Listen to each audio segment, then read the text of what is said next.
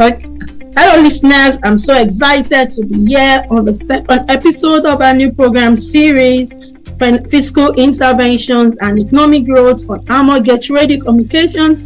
I remain Titilola Ubushono, your host. Today, I'm excited because we'll be discussing a very burning issue, which borders on the latest, recent tax reform bill in Nigeria.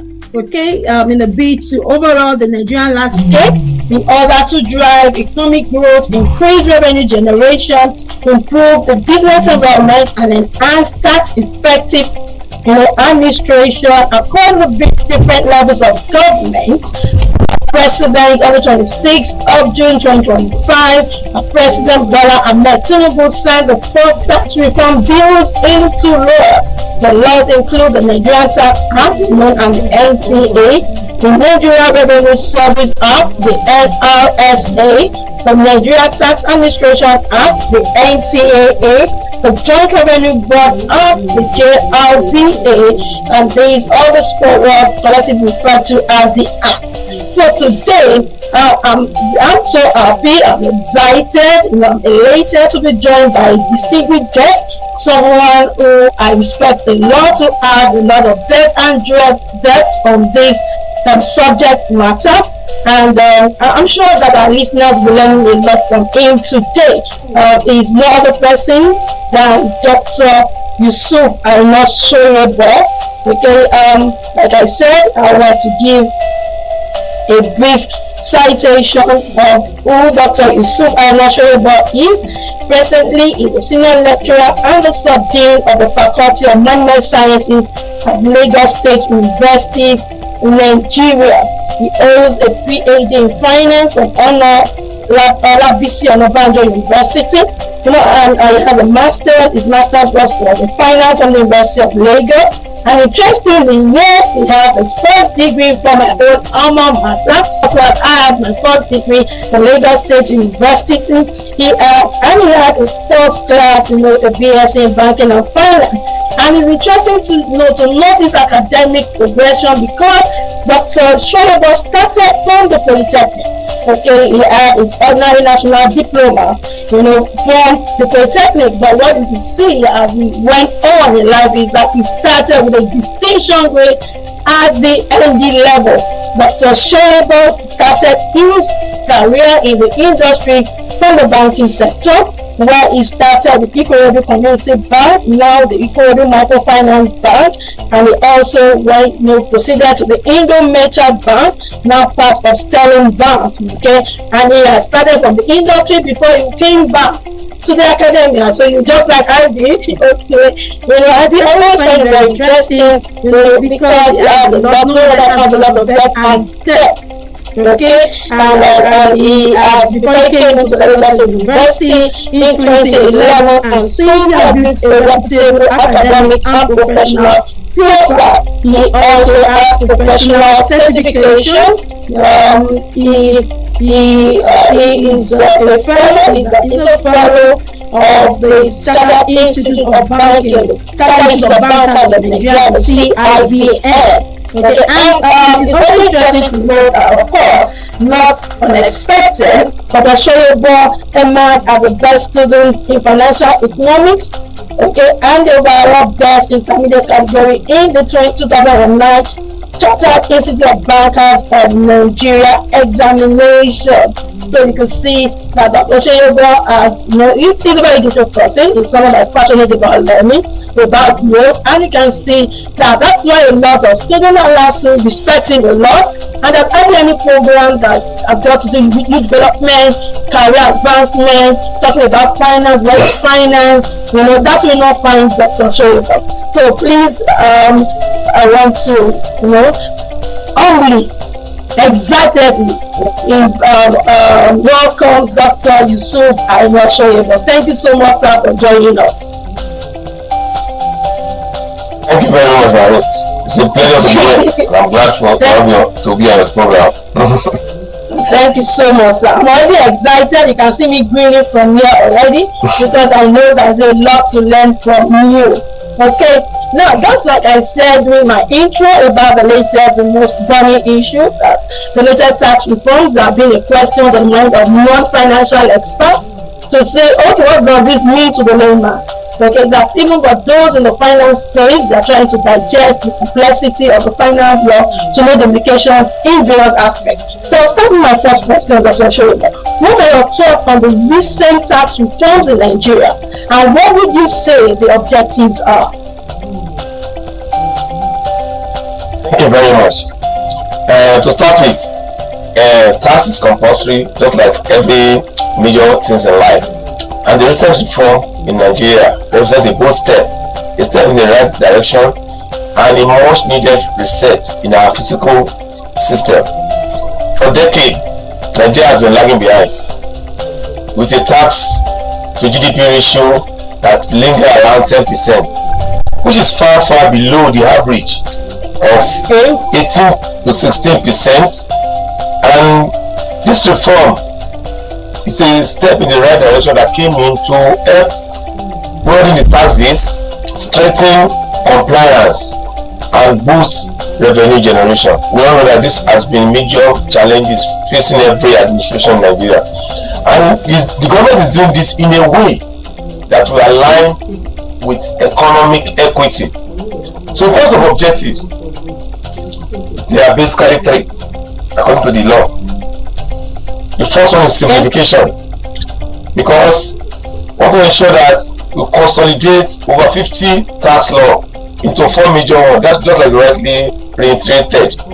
This will help us to reduce ambiguity and improve administration. Similarly, in terms of equity, or what you can refer to as equality, through progressive tax income, some categories are exempted, and zero rating of essential goods under value-added tax is to ensure that those in that category will not be overburdened and they will be able to provide essential services in the economy. Then the last aspect of it is digitalization and enforcement. See, the emergence of the Nigerian Revenue Service will, with stronger power and embracing digital tax tools, will help the government to achieve a lot of things, such as reduce or minimize tax evasion, tax avoidance, and even leakages. And these are the steps that will help the government to get things right. Thank you. Okay, thank you so much, Dr. Shoyinka. Like I told you, listeners, it's loaded. There's a lot within that short space that you have said. That whether we like it or not, according to Dr. Shoyinka, this is the right step in the right direction. For those agitated, we should know that the tax to GDP ratio in Nigeria is 10%, which is far below the average, globally. From what you have said, the average should be around 18%, but in Nigeria it's 10%. And the objectives, it's that the government needs to broaden the tax place, to strengthen compliance, to achieve economic equity. And part of the objectives for those that have been asking me, that you can listen to from the experts, is that part of the objective is simplicity, equality, utilization, and enforcement. And this is one thing that previous administration have been battling with in Nigeria, the issue of tax avoidance, tax evasion, and also the fact that a lot of people do not even come into the tax bracket. So from what you have heard from the experts, it is not something that can be delayed. There will be someone that will bear the cost, which our President Bola Ahmed Tinubu has finally bear the cost. The step in the right direction. Okay, now I want to take you up from here. Okay, Dr. Shoyinka. Now, there's some of the notable aspects of the tax reforms, include a lot of them, but they include the taxation of capital gains at the same rate as the total profit of a taxable person. Presently, the capital gain starts at about 10%, while the capital income tax is said to remain at 30% among others. Now, I want to ask you, okay, can you speak to the possible implication of these, as well as some other key parts of the reforms? Because it's bulky, people want to know what the highlights are.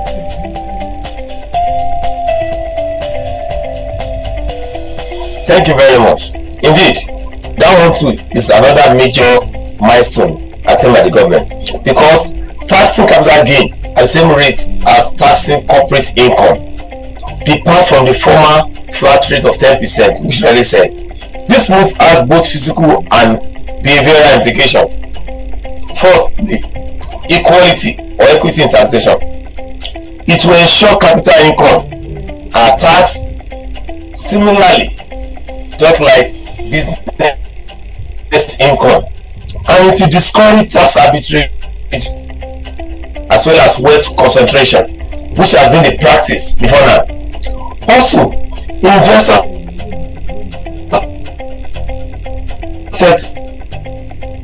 sentiment. It will also deter speculative investment that affect capital inflow, which often creates unbalanced incentive as of other key to have a turnover that is less than 100 million or fixed asset that is 80 million, is to encourage them to develop, because they have been accepted for either CIT, CGT, or even other developmental tasks. It is to encourage them so that they can have more things to concentrate on, and commitment will improve on their own side. Also, the digitalization is the order of the day, such that online platform and digital asset holder are now captured in the tax bracket. They are not included under the tax net. Now to close the long-standing gap that have been in existence before now. Then levy, instead of the fragmented sectorial levy that has been in existence before now, now what we have is a consolidated 4% levy that is applicable to larger businesses. These activities, this provision shows a clear, deliberate shift from taxing volume to taxing value and capacity by the government, which, like I said before, is a step in the right direction. Thank you. Thank you so much, Dr. Soyeba. You have mentioned a lot of selling points, and among which you are going to mention is that the online platforms are now included. So it's the right time, like you've said. So it means that prior to this time, all the online platforms were not captured in the tax net. Is it safe to say that? Yes. But prior to this administration, yes, all the online platforms have been operating tax-free. They've been operating, getting all of those income without them being taxed in Nigeria. Yes. Yes. Wow, that's exactly. a huge leakage. I agree. That's a huge leakage, and that's economic implications. A lot of economic implications for us. Okay, and you also mentioned the consolidated 4% levy applicable to larger firms, and now you're talking about taxing capacity and volume. Okay, thank you so much, Dr. Soyeba, for this explicit explanation. And so for those that have been asking us, now you see the highlight, you can know the implications for this. This is going to be a safe keep on our website because it's coming with a lot of valuable information. Okay, now I would want to take you up. Now, you said something that, like you said, even the 10% flat fee, all of these things, we have fiscal and behavioral implications. Now, I want to take it on the implications for a particular set of the economy, because research has proven that in every economy, that the micro, small, and medium enterprises create, so in some regions, continent, about 90% of the jobs. That the government sector alone cannot give jobs to people. So anytime you are coming up with a reform, when a fiscal intervention reform in terms of tax reform, it means that you have to have large implication on the MSMEs. So how would you say these reforms will impact MSMEs? And remember I said that they're very critical, because they provide in some continent about 80% of the job. Now, how do you think these reforms will have impact on the MSMEs and majorly the informal businesses in the Nigerian economy? Thank you very much. One thing I would like to emphasize here is that you see the MSMEs, especially the small and micro aspect of it, they are the foot soldier of invention and creativity in modern economy.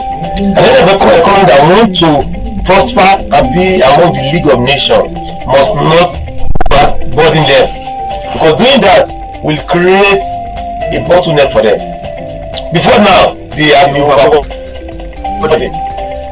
But this reform give them breathing space as largely a work MSME friendly, which is intentional on the part of the government, because exempting qualifying MSME from corporate tax and capital gain lower the cost of doing business and promote formalization. We all know that virtually none of them is readily available to support them. So for example, the article, because once majority of their return will be taken away by government, then it will discourage further production. Okay. Because it is the extent of their input that will determine the output. Then informal businesses are encouraged to register, given the clear threshold and potential benefits. Because the exemption of businesses with turnover below 100 million is a bold stroke, as it reduces barrier and attract informal players into the fold. Also, physical tools will now complement this exemption in terms of access to credit, energy reform, and simplify filing system. However, there will be challenges in some aspects, because many of these businesses still lack clarity and trust in tax institutions. We must not deceive ourselves, because there is a need for them to be thoroughly engaged and addressed, so that they can have the required capacity building that will ensure that they will key into this reform. Thank you very much. Okay, thank you so much, Dr. Sheyebo. I'm enjoying myself, and I like the way you captured it. You said what you see is that this is MSME friendly. And it's true, because exempting them from capital gain, the exemption of them from anybody whose turnover is less than 100 million is going to speak a lot. And you've said that the extent of their input, will determine output. So believing that cost exempting them would actually encourage more people to invest in that space.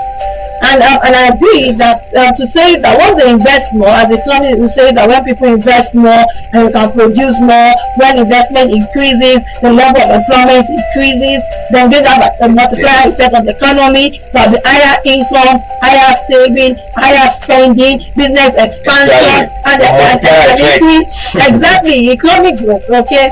Now, and I like what you said that again, simplified filing system, because I people realize among the elite, even for those of us that are educated, within that space of being educated, some of us don't even know what the tax rules, regulations are. I've seen MSA struggle with the fact that they don't know they have to remit VAT is done monthly on a monthly basis. They don't know that the yearly returns is done at a particular point in time, because they don't even know anything. I think that there should be more of, what you think that should be more of education, and it will be enlightenment. Exactly. For them. Exactly, across various channels, not just the regular TV station, not just the radio television. No, appealing channel to them. Yes, most engaging channels. And you mentioned something I want to take you up on. That is said that the truth is, whether I like it or not, people still lack, they don't have that kind of trust, not 100% trust in the tax reform, not 100% trust in government. So what do you think government can do this with that? Because whether I like it or not, if I don't trust the system, I can't get into that space. Sure. You see, one thing about government operation is about what I refer to as PPP. People, politics, and power. The government has the power. The power was given to them by people, and the people believe that once they give power to the government must make policies that will shape their world. So it takes time for government to gain the trust of the community or the people.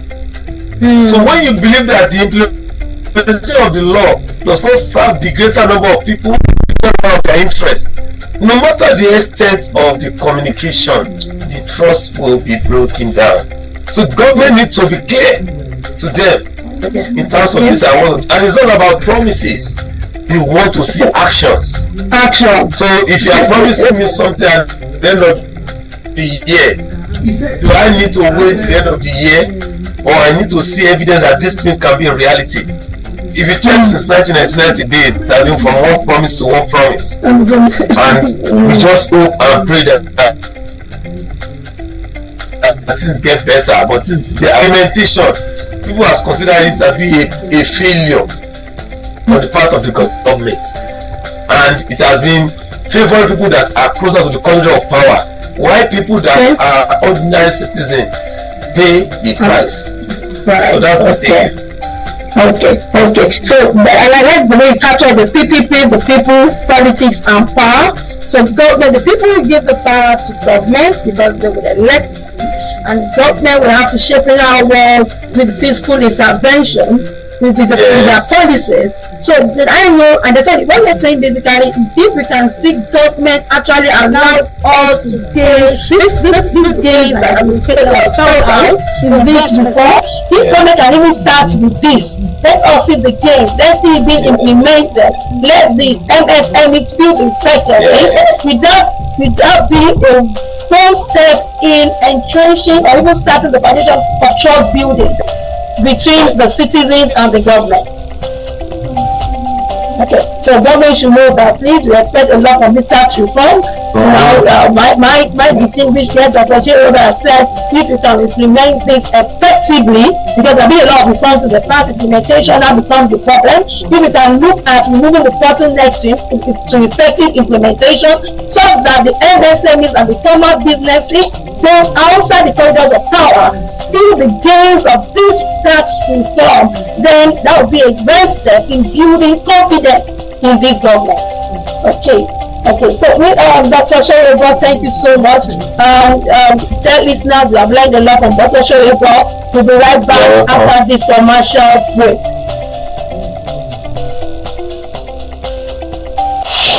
Harrogate, founded in 2008 out of a desire to build transformational structures for organizations, institutions, and nations. We have worked with large businesses, international development organizations, and public sector ministries and agencies. Harrogate, our uniqueness is that we do not just work for you, we work with you. For example, we do not leave you to the task after sourcing talent, but we help the new hire settle into robust leadership development programs. We are technical experts in advancing and supporting institutions on strategy and leadership, artificial intelligence, strategic human resource management, public sector reform, finance, audit and tax, FAT, and strategic communications. We do all this and more out of a desire to transform nations through institutions and organizations. For further inquiries, email contact at thearrowgate.org or call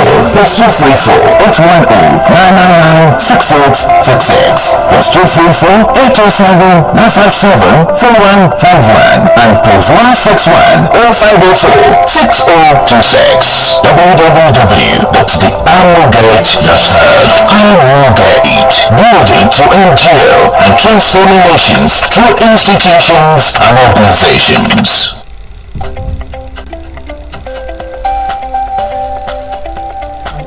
Thank you so much, Dr. Shoyebo. I've told you this. You're welcome. This Shoyebo is always an interesting and enlightening session with him. Okay, thank you so much. If you're just joining us, business is still fiscal interventions and economic growth on Harrogate Radio Communications, and I have with me Dr. Shoyebo. Okay, thank you so much, Dr. Shoyebo. Then I want to go further to look at the estimations from the International Monetary Fund, the IMF. Now, according to the IMF, they have estimated that the reforms could boost revenue by 4.2%, of the GDP in the long run.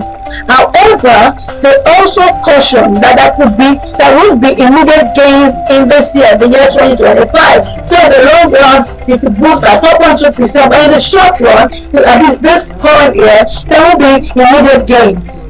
So what implication does this delayed yield, have for budget planning, especially given the projected deficit and persistent expenditure pressures in the Nigerian economy. Thank you very much. Ordinarily, from our elementary economics, we are meant to understand that there's always a lag in government reform, government rules, and full effectiveness or filling them in the economy. The delayed physical gains means Nigeria must maintain short to medium term borrowing strategies. Potentially relying on concessionary loan or asset-backed financing. Because a 4.2% gain is substantial. We are talking about 18 trillion annually. But if there is in the short run, if you don't have enough room for the government, let me put it this way: the actual short-term force by the government to be prudent in terms of medium-term expenditure framework and spend due for the economy. It will require prioritizing capital projects that have high multiplier effects, and also minimize our recurrent expenditure that keep on growing annually, as well as that will force us to enhance debt transparency and their sequencing. This is because most times debt is not a problem, it is their conditionalities, it is their terms and conditions that the lenders will give to the borrowers to ensure the payment of their money. And that's why I remember I'm calling the IMF debt a case of debt for African countries. So we must get it right in terms of which kind of debt will help us solve the particular problem. And in this area, it's not at all time we have to go outside the shop to get this money. We have to tell ourselves the basic truth. So, as you know, the delay, there is still more realistic budget benchmarking, more realistic one, in terms of maybe majorly we spend on oil prices, production estimate, so that we will not be running into the problem of mid-year financing gaps.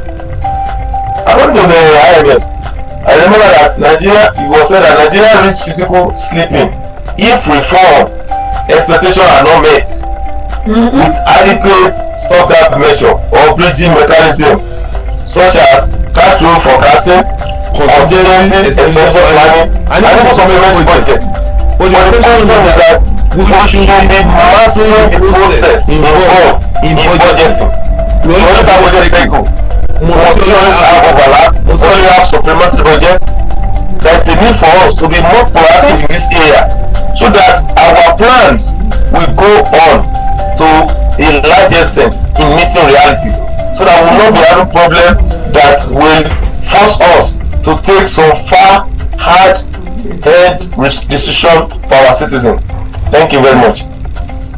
Thank you so much, Dr. Shoriba, and I do agree with you. Yes, there is definitely the period between when you introduce a policy, when you feel within then to when you feel the effect of those policies. And in the meantime, we have said that in order to bring it in the short run, that government should prioritize capital projects and we should reduce when necessary our recurrent expenditure. In fact, we always say that most times when you have a lot of recurrent expenditure, they're not going to turn into capital gains for you, investment, more expansion for you. So definitely we need to reduce that as in governance. And also mention debt transparency. Well, I want to demonstrate that out. Okay, but yes, and also I also understand the fact that anytime we are going out to get this fund, we need to look and evaluate debt, the terms and conditions well. And one thing I've also seen, we have to look at it holistically, is that the mastering of the budget process, the budget planning. Because even at the micro level, most times you don't want to always have supplementary budget. Most times you don't want to always have budget deficit. Even if it's not surplus, we want to make sure it's balanced, where your projected revenue matches your estimated expenditure. Okay, so and people have always argued that the macro level is more complex. So it's not always easy to plan it that way. But I also believe that you can get better over the years, such that you can also minimize that discrepancy. So even if the deficit will be like 20% this year, the next year something will be like 22%, so that we get to a place where it is balanced, it cannot be budget surplus. Because if there is nothing like surplus, possibility of surplus, we don't have that word in our register. Okay, so I think that, like you said, we can actually get the more realistic budget benchmarking. And I do agree with that. But some people, let me just play the devil's advocate, some people could also say that there are also factors, beyond, the control of government that could also influence these decisions. What do you think? What's your opinion on this? Let me put it this way. I remember a study we did in 2018, and I said, in Africa, where does the majority of our expenditure goes? Exactly.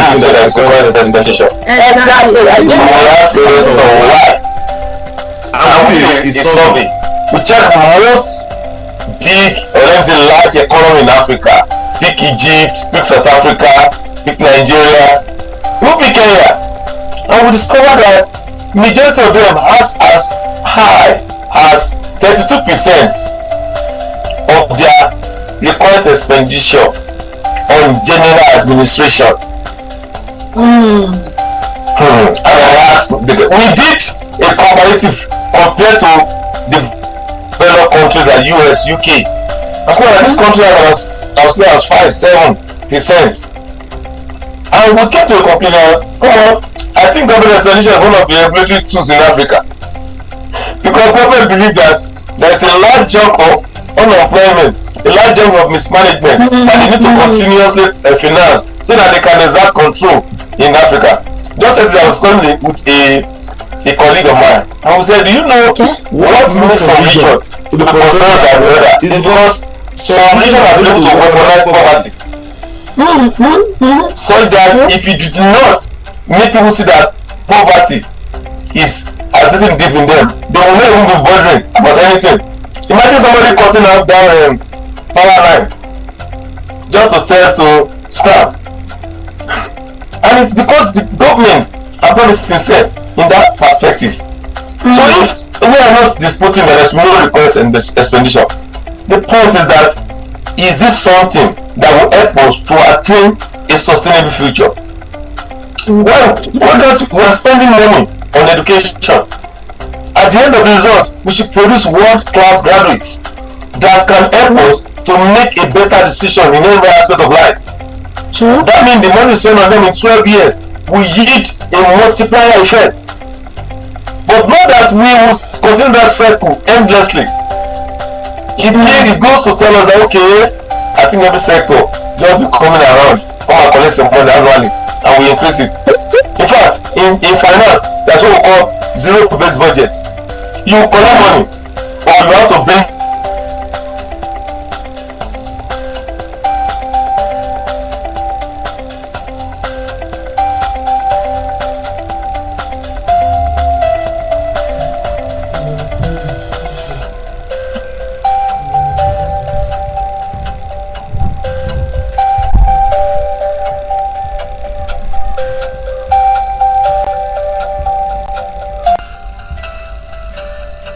So in finance, we have zero-based budgets. Okay, sir. No department, no ministry deserve anything unless they can bring forth genuine basis for their request. What are they going to do with it? What are they going to achieve at the end of the day? And you can hold them accountable if they fail. Until we are doing this in all our ministry and our starters, including the educational sector, then we are not ready to get the results that will help us to have a sustainable future. Thank you very much. Thank you so much, Dr. Soyoba. But I also think that this real-based budget is fine. How realistic is not the question. And I like the findings from the survey you carried out the research. I would get details from you so I can also study this. Yes, you know that for most African countries, that what we spend on recurrent expenditure is not sustainable. It is high. We have to be brought down. I didn't know quote I read someone I like so much. He says that don't tell me what to prioritize as government. Show me your budget and I will tell you what to prioritize. So please when I look at your budget, and I'm seeing a lot, like 32% of it on general administration, and I'm getting a 10% budget on education. Definitely what you are telling me as government is not by your mouth. It's saying I prioritize my general administration than my educational sector. Okay, I know that with time we'll get there, and like you said, this is the right step in the right direction. I know that we also look at budgeting as a separate episode and see how can we get more efficient with our budgeting process in our Nigerian economy. Okay, we'll take a short commercial break and we'll be right back after this break.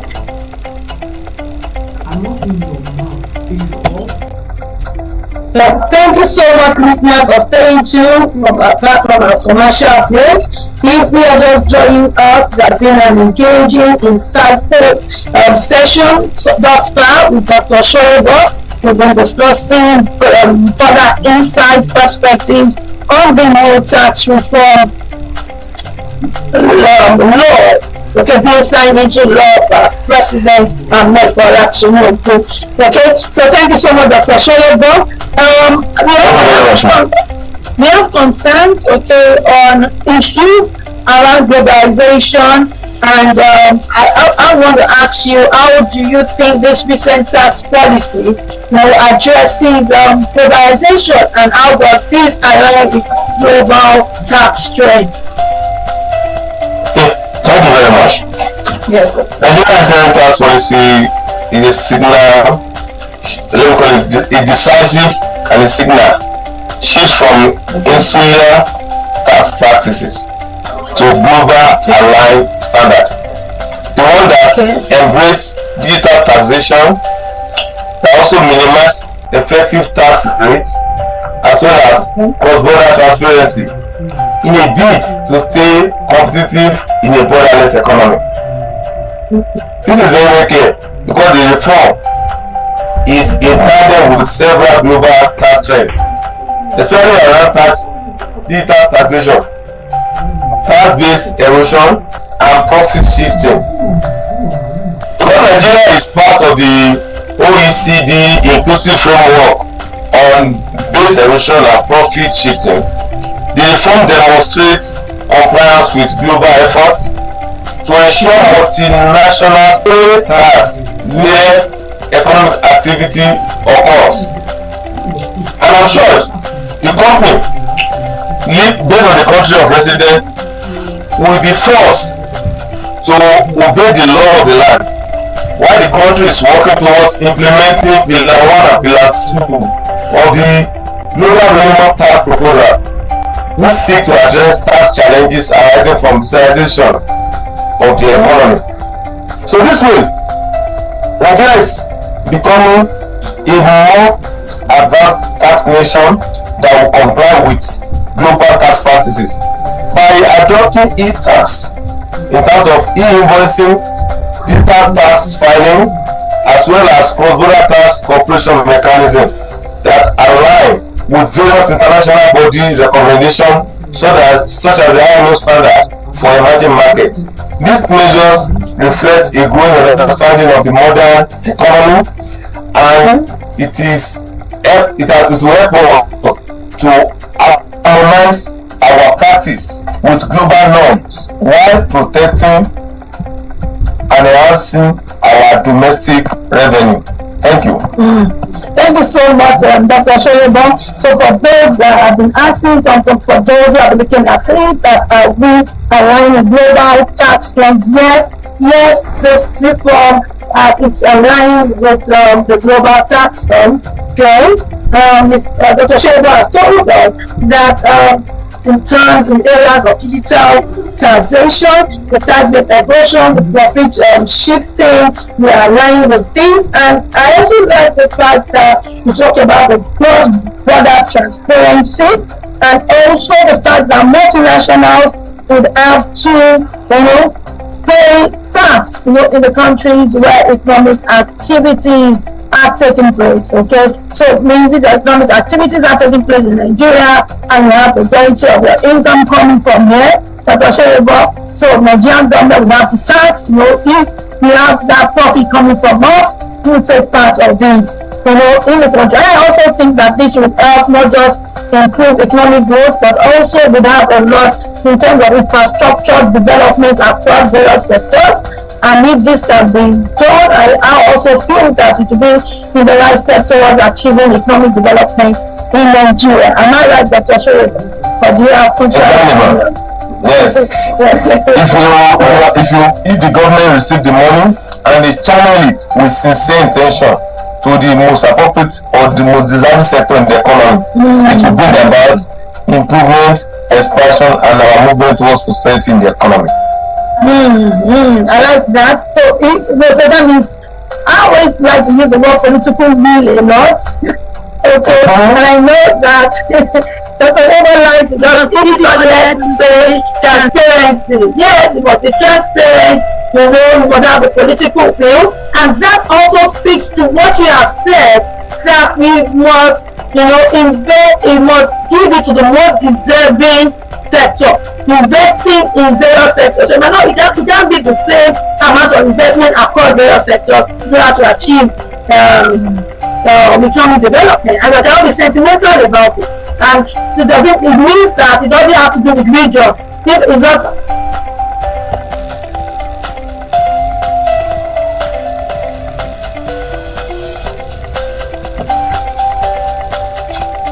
To wrap up this beautiful discussion, Dr. Shoyebe, I promise our listeners there's always an interesting, engaging session with you. I've enjoyed myself. I've learned from you. There's a valuable sector with you. I would ask this last question for today's episode. Now, the recent reforms have looked at it, but one thing I've also noticed that it stops short of environmental levies or land taxes. So I want to ask what your opinion is. Do you think the next reforms should include new taxation, land value tax, or enhance local revenue tools to diversify revenue and drive inclusive development? Definitely. By ignoring gain tax and land value levies, the current reform makes a good opportunity to align fiscal policy completely with sustainable development. Because if you truly seek inclusive growth, then our tax system must evolve beyond revenue collection toward stewardship, or let me put this way, must move beyond revenue collection to reward stewardship of the environment and optimize underutilization of local assets. This is because if we all remember this, there's always a form of externalities that can take place in the economy, and one of the measures of controlling externalities is taxation. And when the tax system has not fully captured this, then we are still shutting fall of one of the UN Economic Commission for Africa and OECD provision that advocate for environmental fiscal reform as a dual strategy to combat climate change and expand fiscal space. So, for example, land value taxation, on the other hand, will help us to reduce speculation. It will also help us to boost housing supply and provide stable income for local government. If the federal government of Nigeria gives state and local government more autonomy through local tax, with safeguard so that they will not misuse it, it can help us to improve sub-national physical performance. And the World Bank will also support the use of land tax so that you can have a form of expansion for rural development. And you agree with me that this are still missing. Come to most of our communities, our main roads are the best. When you enter our connecting local communities, they are like death traps.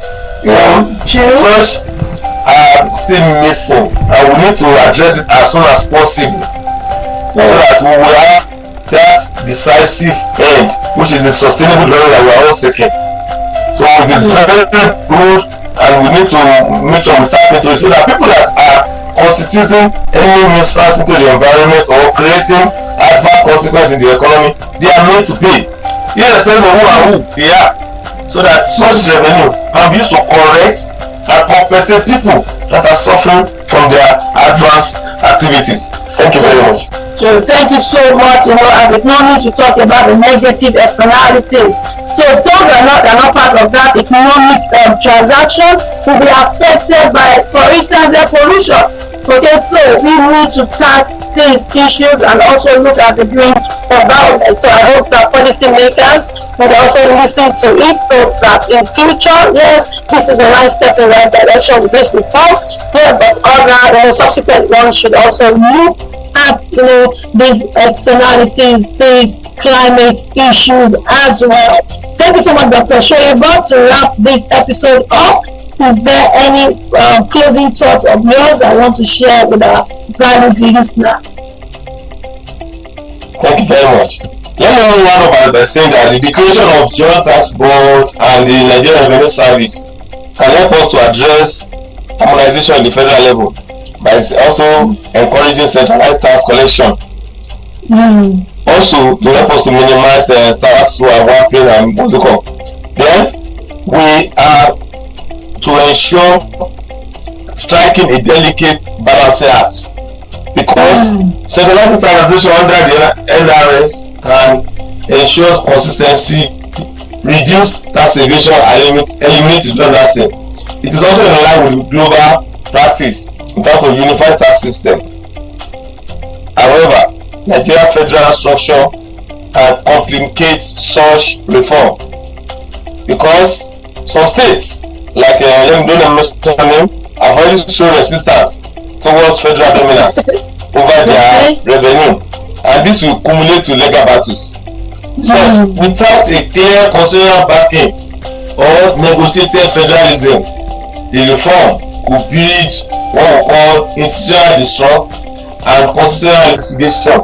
So to avoid this, there should be a form of a robust intergovernmental fiscal dialogue, and perhaps a formal tax harmonization council to mediate and co-design the full implementation of the reform. Thank you very much. Thank you so much. There are no more closing thoughts from me. Dr. Shoyeba said it all. The Tax Harmonization Council, I'm taking it away. I think this would help to solve one of those potential issues that could arise. Thank you so much once again. We do appreciate you from Amway, Dr. Shoyeba, for sharing valuable insights. And this is all that we can take till we come your way to your devices again 5 p.m. WAT next Friday.